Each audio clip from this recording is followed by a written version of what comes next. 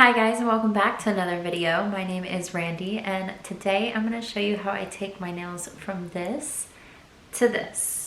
I used to get my nails done at the salon regularly, but I stopped going. There are many reasons I stopped going, but one of the main ones is obviously the amount of money I was spending. As you know, you typically have to get your nails done every 2 weeks to once a month, depending on how long they last. And every time, depending on what you get, especially if you like designs and unique, fun seasonal nails, it can be anywhere from like $80 to $100, $120. Like, it really depends on what you're getting. And that adds up so fast. Plus, it's really hard to find someone that really knows what they're doing. I feel like even the really good professionals, there are things that I don't like, and it bothers me when I pay to get my nails done and I see something that I don't like for that 2 weeks to a month.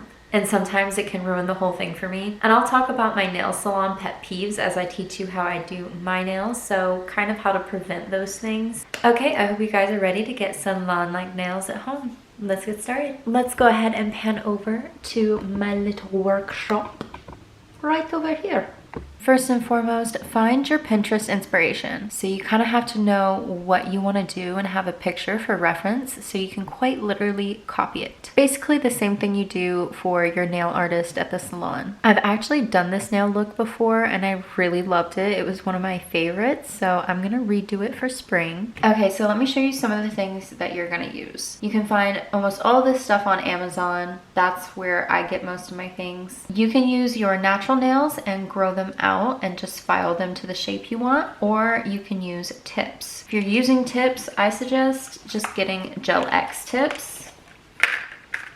They are clear tips. You can find these at Walmart and they already have that rough surface so you don't have to file them. I prefer almond shape, so they're already in that shape, but I do like them a little shorter than this, so I do file them down. I recently bought this glue to hold them down, but I'm a little intimidated to use it just yet because you're supposed to hold it down while you have the LED light, because this one actually cures with the light instead of just air drying like with press-on nails. So if you have any tips for that, you can go ahead and leave that down below. I'm just a little nervous to use it. This is the nail glue I actually really love. I just get it from Walmart as well. It's the Kiss Maximum Speed Dry glue. This is for press-on nails, but I do have some tips to make them last longer, and I don't have an issue with them popping off too often. But that is kind of why I like having this nail glue, so that I can pop this in my purse, and if one does pop off, I can just go ahead and glue it back on, and it's really not a big deal. It doesn't damage anything. But if a nail were to pop off, if I was using that other glue, I'm just like, how would I fix that if I'm away from home? Because I need the light to cure it. I don't know. Thoughts and opinions. I recently got this from Amazon to see if it helps with removing the press-ons, which it really doesn't. I prefer to have them naturally pop off. I find that damages the nail a lot less. Or I just wait until like all of them are popping off so I know they're close, and then I try to help encourage it, but I never force it. And I guess this kind of helps when they're ready. If you're removing gel polish, I highly recommend this. This is so much better than soaking your nails in acetone, which really damages them. So this is like the real winner. You basically file off the top layer of the gel polish and then paint this on, and it puffs it up so you can just scrape it right off. This is a step we're actually gonna do right now because my nails have already popped off naturally. So the first step is cuticle remover. This one came with a kit, but I know there's nicer cuticle removers out there. And for that, you're gonna want one of these double-ended tools to help press your cuticles back. And I know this is controversial, but you can get cuticle clippers. I'm just really careful with how I trim my cuticles. I don't go too far down because you don't want to like open up a wound or your skin like that. So whatever you're comfortable with, I just prefer to trim a little bit of the dry ends off of my cuticles. So let's go ahead and do that first.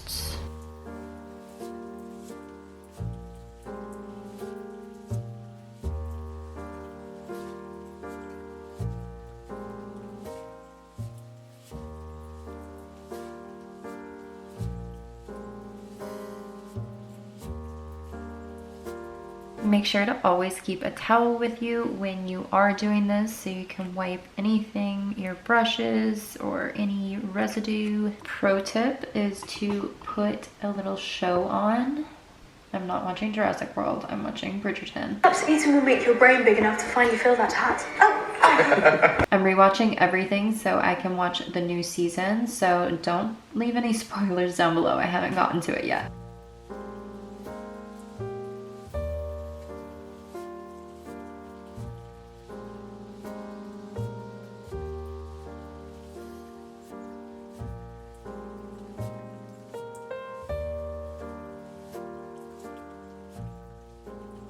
Okay, now that we've done the cuticle remover, I'm gonna go rinse my hands off with just water. Next, we're gonna prep our nails so that we can glue the tips on. You're gonna wanna take the softer side of your nail file and file down just a little bit to give it some texture so the nails will stay better.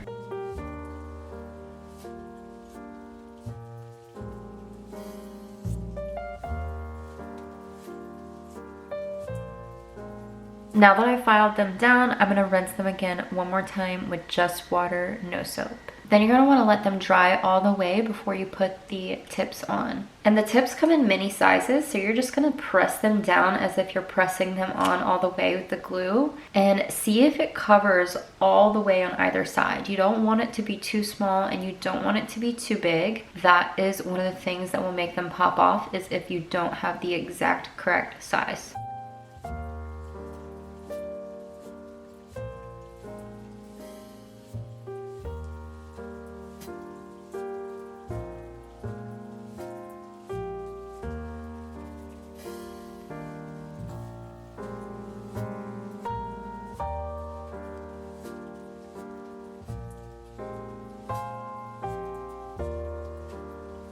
So they're obviously really long right now, so I'm gonna file them down and shape them so I can be ready to paint them.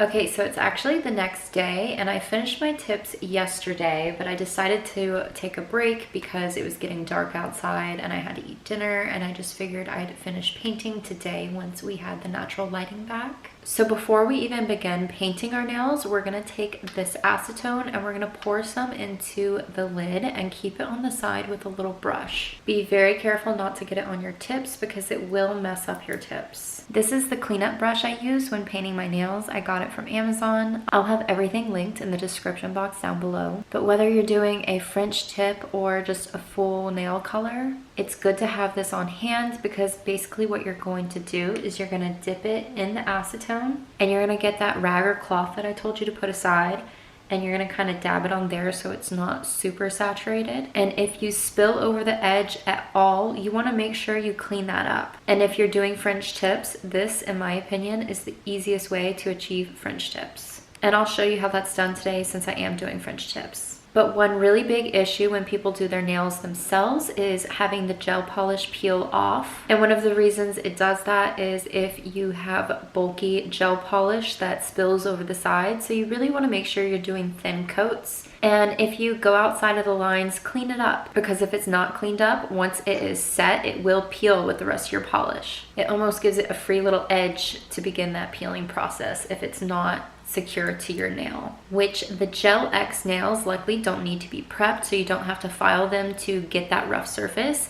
Since they're basically made out of gel, they're going to adhere to the gel polish very well. I've actually never had an issue with peeling when I've been using the Gel X tips. But if you're using your natural nail, you do need to prep it just like we did our nails for putting the gel tips on. Plus, in general, the clean edges are what really gives it that professional salon quality look. The gel polishes that I use are Double Rhythm, and they're also from Amazon, and I just really like this brand. I've never had a bad experience with them, and I think the packaging is really pretty. I'm going to be using number 27 as the base color for my French tips, but you want to make sure you also have the base coat and a top coat for when you're finished. I have my curing lamp out now so that I can start with the base coat. Now remember, your base coat is where you set the foundation for this entire manicure. So if you go over the edge, absolutely clean it up even if it is clear. This is basically setting up the structural integrity of your nails right now. Another important tip is when you're applying, you don't want to go all the way back to your cuticle. You do not want to touch it, because once you touch the polish to your cuticle, it's going to bleed into the cuticle, and then it's going to make your grow out look really rough. It's not going to wear well. It's going to increase your chances of peeling. So just make sure you go as far back as you can without touching your cuticle for every single layer.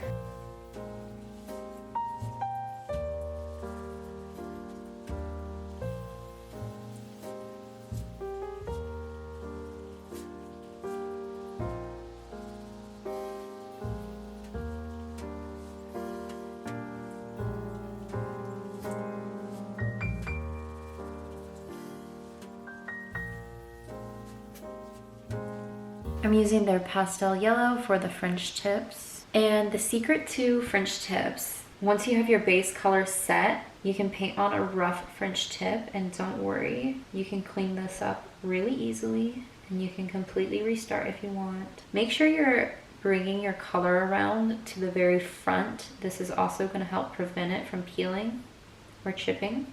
That way if you hit it, it just hits the polish and doesn't fold upwards. So you're gonna dip your brush in the acetone, and then you're gonna come in and then you're gonna wipe the excess on that cloth. So you're just gonna clean it up with the brush.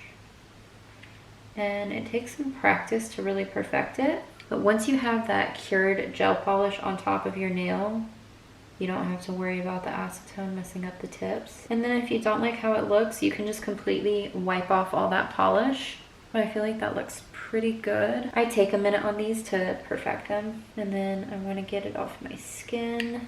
And there we have one French tip done. So now I'm just going to repeat that on every other finger.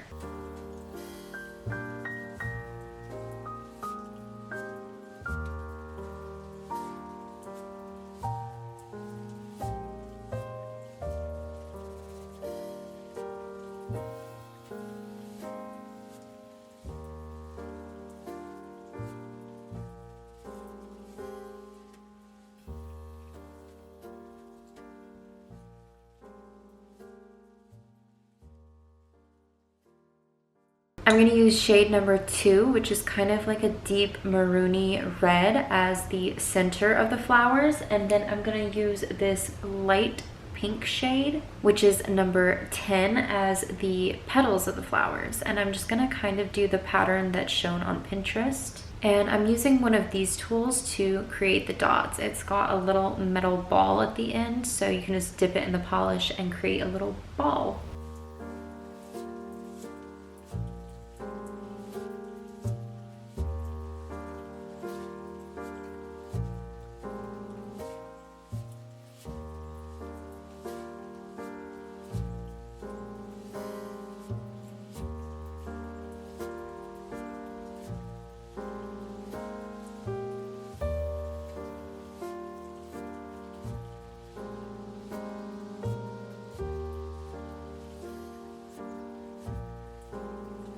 Okay, so the first hand is done. I'm really pleased with them. However, I feel like I had a different vision for the flowers, but I just kind of grew impatient and didn't feel like perfecting them, to be honest. And I feel like the overall look looks pretty good. They are very springy.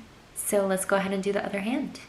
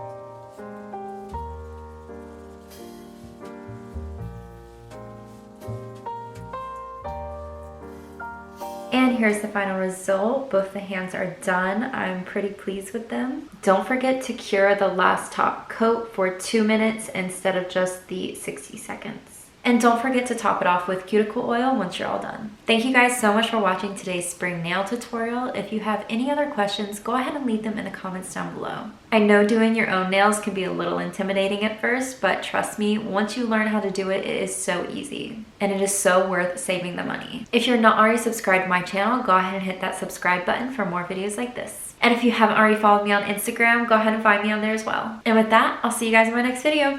Bye guys.